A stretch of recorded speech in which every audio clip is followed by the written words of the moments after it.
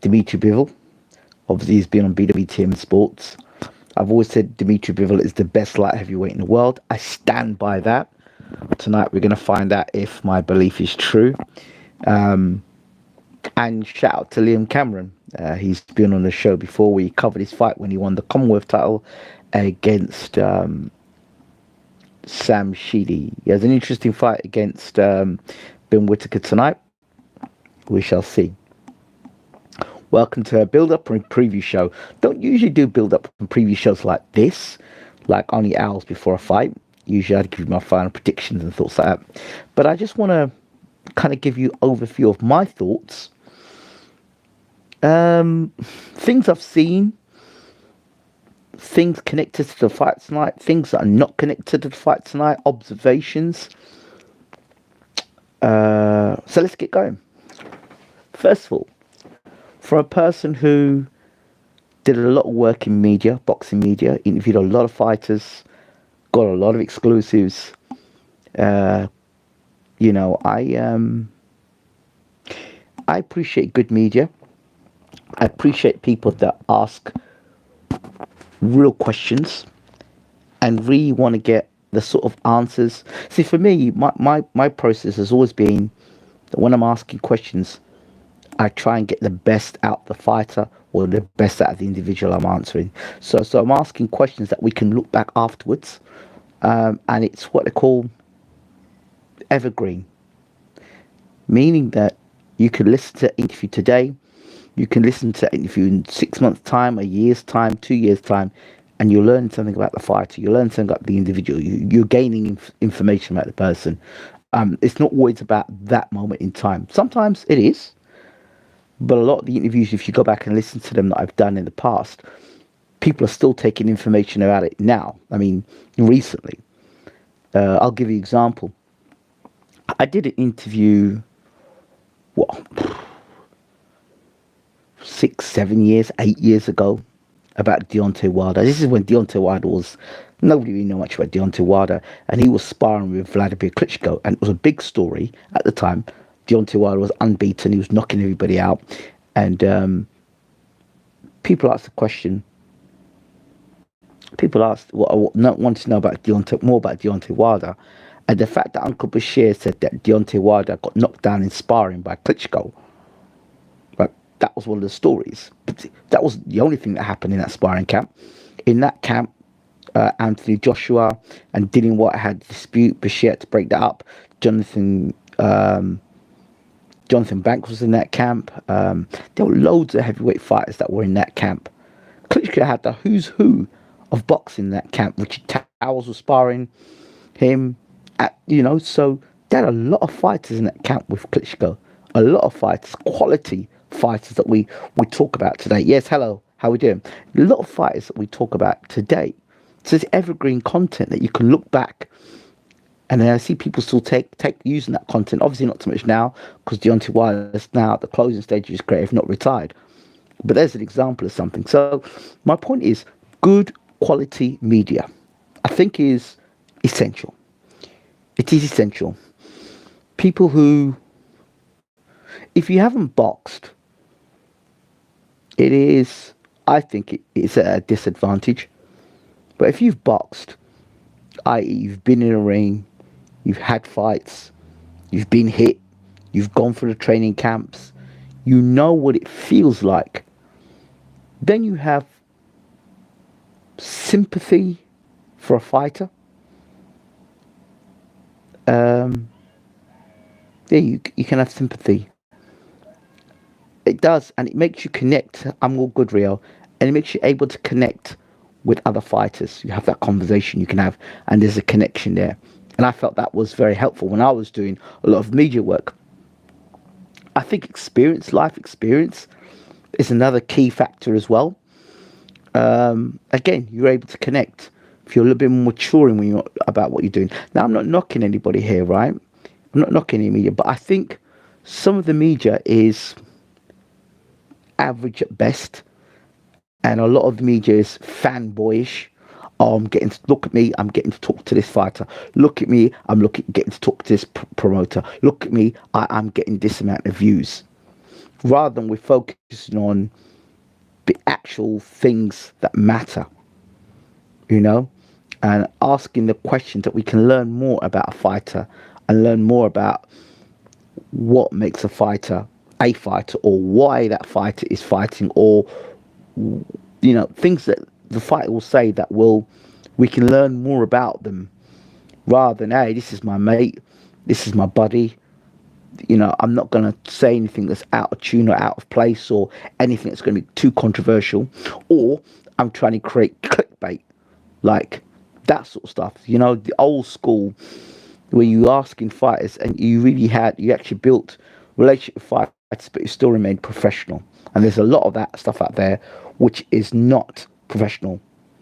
So there are, in my opinion, there's a lot of average media content out there. And if I was Turkey, I'll shake. And look, I know everyone's trying to make some money out of boxing. I get that, and I'm never going to try and say you should take away the money of certain media outlets. However, I think the quality needs to be better from some media outlets. Look, if you've got 5 media outlets here, or 10 media outlets asking the same damn question, you get the same damn answer. And depending on how close the promoter is to the actual person asking the question, they're going to give you a slightly better answer. And to me, personally, bullshit. There should be no favoritism. Do you understand? With favoritism comes biasness and stuff like that. And it shouldn't be the case. It should be, we shouldn't have 10 or 20 people asking the same damn question. For what reason? Okay, so let's say, I don't know, John pushes Mike. You've got 20 people asking the same damn question. John, you push Mike. Mike, you push John. John, you push Mike. Flip, what is that? What is that? That's the first thing. So media needs to be looked at. A lot of these media outlets need to be sort of cleaned up. I think there should even be a verification process. And a lot of these guys need to maybe go to some sort of media accreditation, or some sort of verification for these guys. I like the way the UFC have done it. I think it's pretty good. So they need to clean it up. So we'll move on from there. This is a build-up show, so I will get around to talking about fights afterwards. But these are my thoughts about everything, not just one particular fight. So moving on. So that's the first thing. Second thing. Because that was quite exhausting. Second thing. The Ben Shalom, Frank Warren, Eddie Hearn story. Is it bullying that's going on? I don't know. But it certainly should be a warning sign to anybody who wants to get into promoting boxing. It's, to me, it looks quite disheartening, because you've got a young promoter there in Ben Shalom that's not been given an easy ride at all. He's got Sky and Boxer. I don't know what the dynamics are, but Ben certainly needs someone to wrap his arm around him and give him. He needs in my opinion, because Eddie's got his dad Barry. Frank's old school, you know what I mean, and obviously he's been around the block a while. So Francis Warren and George Warren, they've been taught by the master, and Eddie's learning the hard way, 11-0. When I used to say, like years ago, that Frank Warren had the best stable, and I used to get flack for it, but obviously now 11-0, the proof is in the pudding.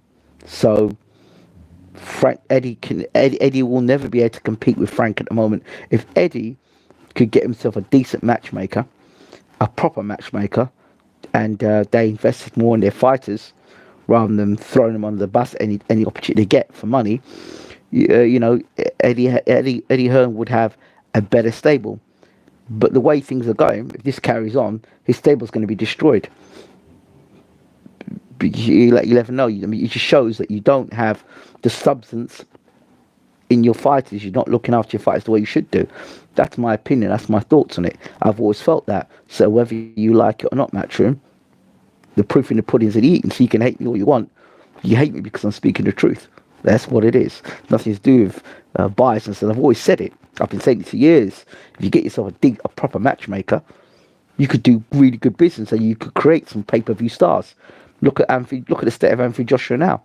If you had a proper decent matchmaker, Joshua would not be in the position he's in today. You could have avoided that Andy Ruiz fight and fought Trevor Bryant or somebody else in America, and who knows where Anthony Joshua would be today.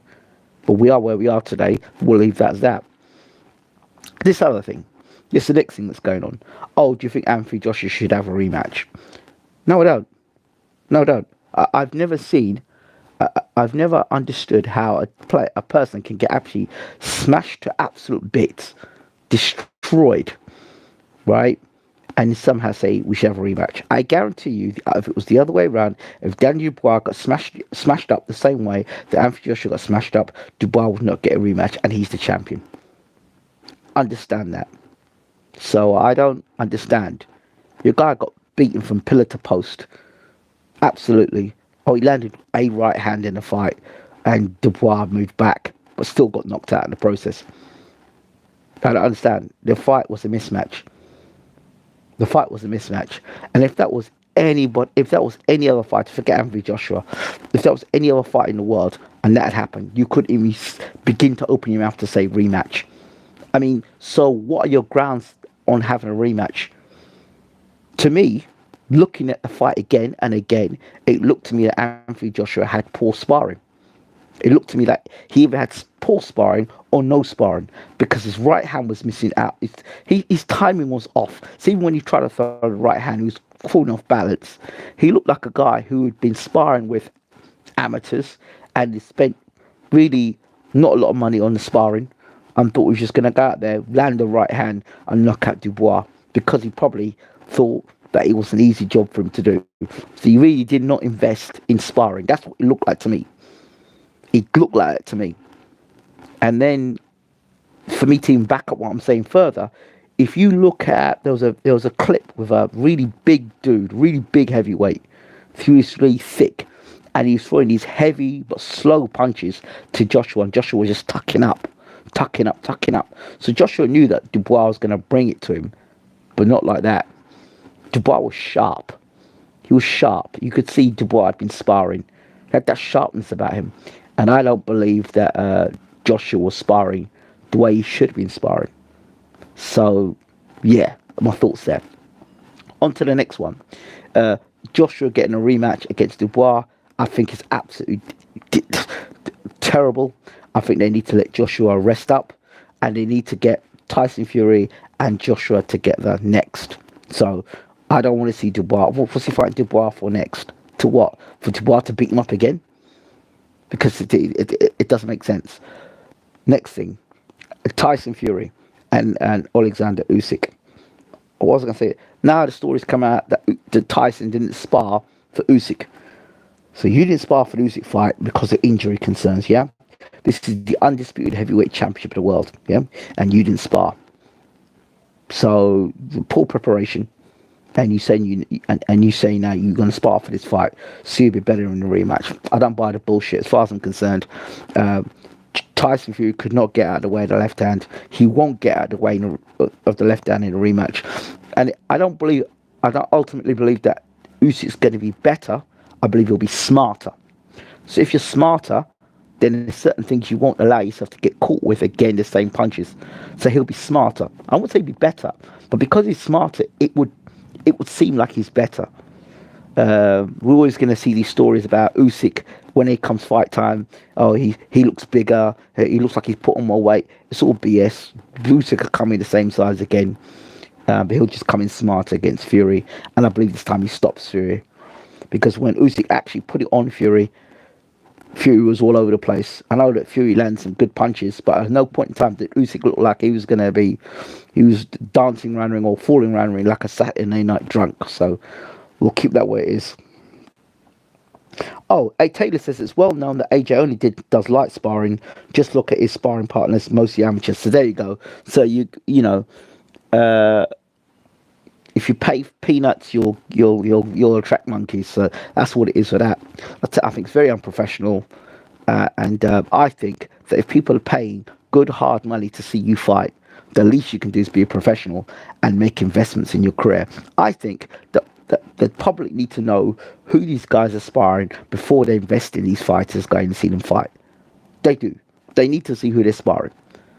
Because if I'm just messing around, they used back in the day, there was a time, yeah, that you could see all the guys people were sparring.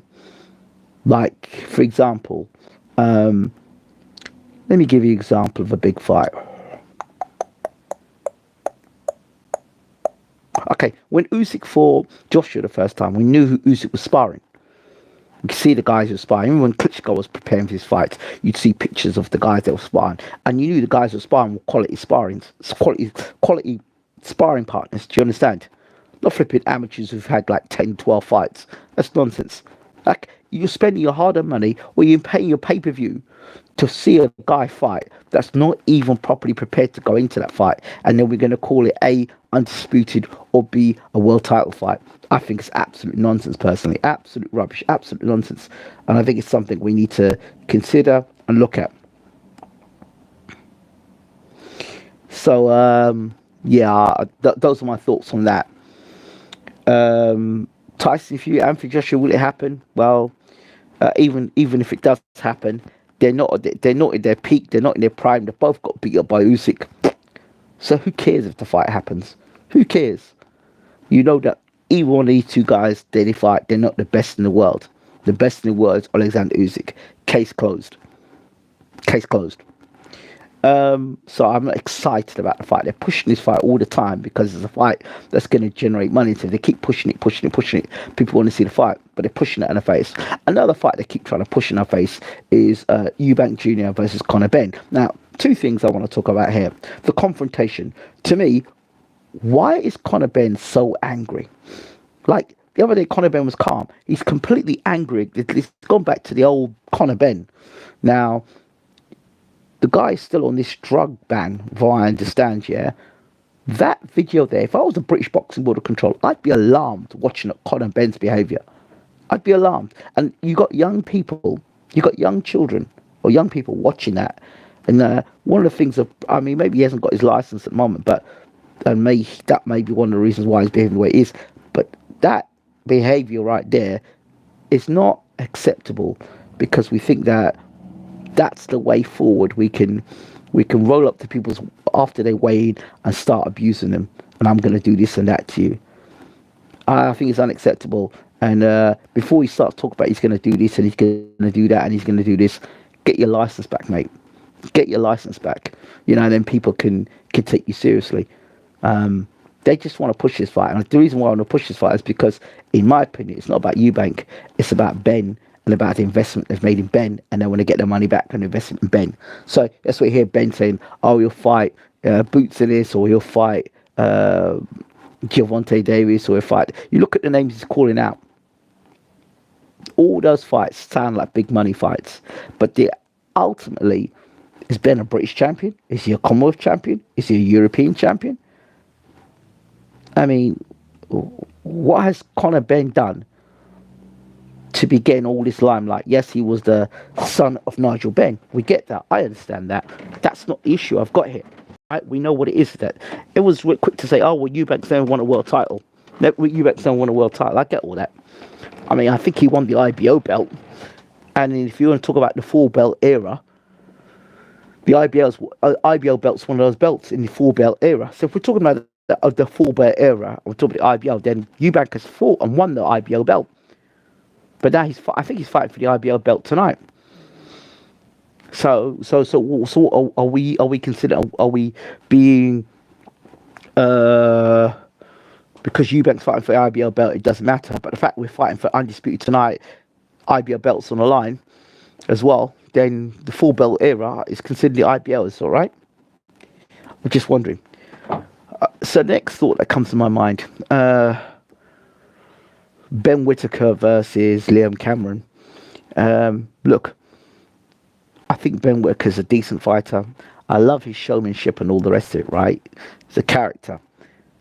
But I don't think he's as good as he thinks he is, right? That's the first thing. And I don't think that Ben Whittaker would be fighting Liam Cameron now if it was say before the Riyadh season. I think we're going to get, because he's out in the limelight and stuff, he's attracting attention. He's going to be put into fights, a lot harder fights, sooner than he normally would be.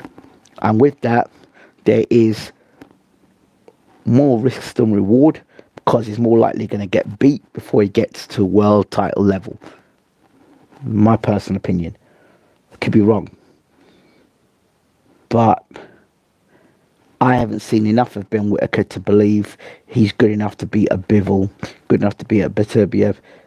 I don't even think at this minute he could beat an Anthony Yard or a Bwtm. That's just me.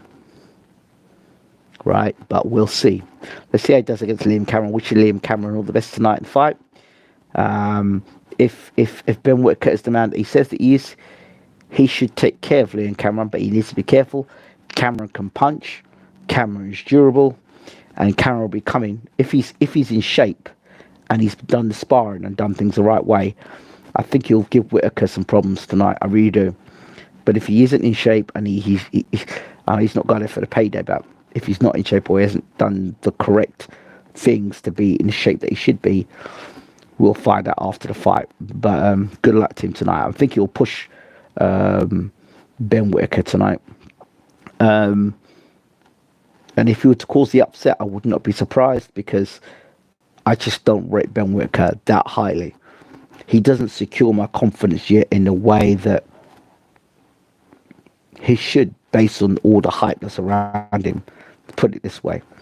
So I'm not going to sit down and say, yeah, he wins that fight. I can't say that confidence.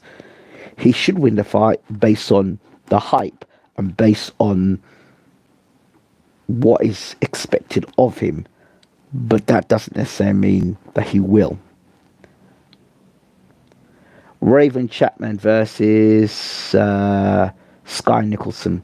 I used to like Sky Nicholson until she came out and made the statement about being future undisputed. Don't like it. I just don't like to hear it.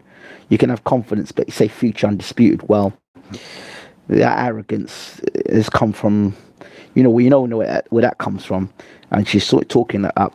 If there's going to be an upset tonight, Raven Chapman could cause the upset tonight. So if Raven Chapman were to beat Sky Nicholson tonight, or to knock Sky Nicholson out tonight, I would not be surprised. Good luck, Raven Chapman. Moving on. Jack Massey versus Jail Pattaya. Jack Massey is going to come and give it his best, but I think there's levels in this game. I think Jack Massey will come and give it his all, but Jail Pattaya, I think, is another level. The switching of trainers stuff is a concern for me, but I expect Jail Pattaya to win tonight. Chris Eubank Jr. Love Chris Eubank Jr. Just love him, but I have great concerns for him. 35 years old, talking about making weight, starving himself to make weight over 2 days. His dad used to do that nonsense as well, and I knew his dad pretty well. Yeah, starving his weight 2 days to make the weight. Why can't you do that in a more professional manner? Why don't you just get a nutritionist in? You don't have to do that nonsense. I don't understand. You're getting paid enough money. Why can't you get a nutritionist in? That is a concern for me. You're 35 years old, mate, and you're putting your body through that. That is a concern. If Eubank were to get beat tonight, I would not be surprised. I don't hold any of my breath anymore over these dudes, because you either find out they're getting paid they're getting paid lots of money, but they're not preparing themselves in the way they should do. The professionalism's just not there. You find out afterwards this person injured, or this person here didn't do right sparring, or this person is starving himself. And you're getting paid good money, dude, and you've made good money. Why can't you just do things the right way? Why can't you diet and prepare yourself in the right way, in a professional manner? You've got dietitians out there that can make you get you on weight and bang on weight. What the hell are you doing, starving yourself for 2 days? That's, for me, that's unprofessional. His dad did that before, and that's fine back in the day. But now you're in 24, and you can't get your diet in check. Nah, bro. That doesn't sound professional to me at all. I'm sorry. I'm sorry. I just got to say it as it is. Moving on. Fight. Fabio Wardley versus Clark. I actually don't think Clark can be any better. I don't know. He might throw the jab a bit more. Wardley's got a point. Once he's Clark punked, Wardley's going to jump on him and stop him inside rounds. I honestly think Wardley's going to jump on him and try and stop him. I really do. I really do. I just about the way when Fabio Wardley, oh well, I caught him the last time, but I did finish him. And you know me, if I catch him out, I'll take him out. To me, it sounds like Wardley's going to jump up and hit him hard, hit him and try and get him out. That's what I think is going to happen. I just think it's a case of how Wardley Beterbiev, 39 years old. Yes, he's a puncher. Yes, he's a good boxer. 20 fights knockout. Fantastic. But I don't think that all the mistakes that Beterbiev has made, right, he's been able to overpower the opponent's sport, right, because their skill level hasn't been that great. These guys whose skill level hasn't been great. I mean, the most destructive performance he put on was against Joe Smith. Why he Smith, but again, Joe Smith is the greatest boxer. He's a brawler, right? And Joe Smith gave Bivol a good fight. So I Brown as well. I think Bivol's got his hand speed, his footwork is able to move. I think he's going to keep Beterbiev walking into shots. And I don't think Beterbiev is good on the back. I think he's good going forward. I don't think he's great off the back foot. So I think Bivol meets in the center ring and gets down and he gets in combinations. I think he goes on and he stops any mid to late rounds. I think he catches Beterbiev as he's coming in with something nasty and he finishes him off. Personally, I don't think. I mean, you look at who Bivol's fought, and Beterbiev's good, but I mean, Canelo's going to go down to as a Hall of Famer, and that was the prime Canelo. A lot of people expected. I told everyone Bivol is a different class, and he is a different class. Bivol's never been dropped. He's been hurt. He's never been dropped or stopped. Nor has Beterbiev, but Beterbiev's been closer getting stopped than Bivol is. I just think better work, better boxing ability. I've said that Bivol is the best light heavyweight in the world. Again, let's see what happens tonight. It will be very interesting, but I think boxing ability, Bivol gets to set in the ring, uses a jab, neutralizes Beterbiev's strengths, pushes him back, forces him off the back foot, and lets punches go and lets hands go. And if he keeps Beterbiev's back against the ropes, he goes on to stop him. Those are my thoughts there. Yeah. Good luck to everybody who fights tonight. Again, like if Eubank puts on a flat performance tonight, I'm not surprised. Jonathan Banks with Chris Eubank Jr. I've seen fighters get worse than Jonathan Banks. I have. I've seen a number of fighters, Klitschko, to Brackus. Those are two fighters that went backwards. GGG, and now Eubank Jr. has gone with Jonathan Banks. I don't understand why these fighters, go to these trainers. Now, I've got nothing personal against Jonathan Banks. It's just that it's what have these guys done? When you go to look for a trainer, what are you looking for in your trainer? Are you looking for a man that's going to say, right, you know what, I need some pad work, and I just need to get in shape.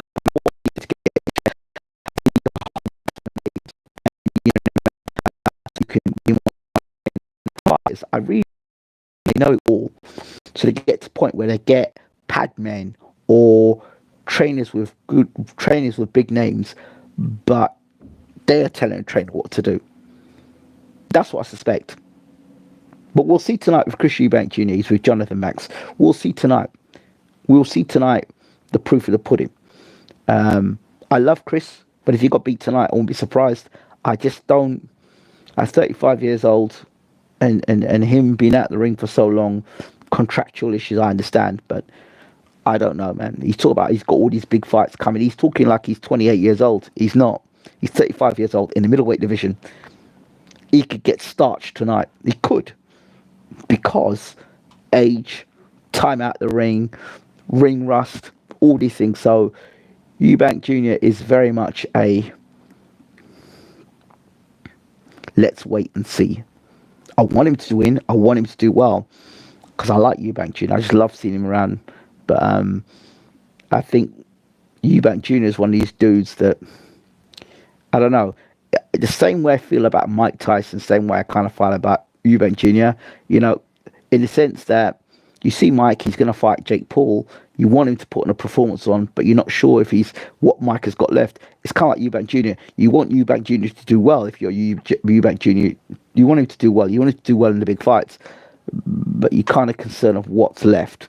Looked great against Liam Smith, and now let's go on to Liam Smith. Liam Smith is very bitter at the moment, I understand, and I don't think he's doing himself any favours. Talk about Josh Kelly and this, that, and the other. If a fight that needs to be made right now, if I can make a fight, it's Liam Smith versus Kell Brook. I'd make that fight. So Turkey Al Sheikh, if you're thinking about a fight to make, Liam Smith versus Kell Brook. The winner fights either Chris Eubank Jr. or Conor Benn. What do you think about that? I think I'll make a good matchmaker. Right, let me get out of here. Thank you all for watching as always. This has been Bwtm Sports Gaming. Enjoy the boxing tonight. And of course, don't forget to subscribe to Bwtm Gaming. Subscribe. I'm out.